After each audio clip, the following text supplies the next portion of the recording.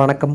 பட்டப்பகலில் வீட்டின் கதவு மற்றும் பூட்டை உடைத்து 100 பவுன் நகை, 2 கிலோ வெள்ளிப் பொருட்கள், 1 லட்சம் பணம் கொள்ளையடித்து சென்ற மர்ம நபர்கள் குறித்து போலீசார் விசாரித்து வருகின்றனர். இனி விரிவான செய்திகள். அரியலூர் மாவட்டம் உடையார்பாளையம் அருகே கச்சிப்பெருமாளை சேர்ந்தவர் வசந்தா. இவரது கணவர் நெய்வேலி பழுப்பு நிலக்கரி நிறுவனத்தில் பணியாற்றி ஓய்வு பெற்ற நிலையில் கடந்த சில ஆண்டுகளுக்கு முன்பு உயிரிழந்தார். இதனால் வசந்தா தனது வீட்டில் தனியாக வசித்து வருகிறார். இந்நிலையில் வசந்தா இன்று காலை தனது வீட்டை பூட்டிவிட்டு 100 நாள் வேலைக்கு சென்று வீட்டிற்கு திரும்பிய போது வீட்டின் பூட்டு உடைக்கப்பட்டு இருந்ததை கண்டு அதிர்ச்சி அடைந்து உள்ளே சென்று பார்த்தபோது உடனே பீரோவில் இருந்த பொருட்கள் சிதறி கிடப்பதை கண்டு அதிர்ச்சி அடைந்தார்.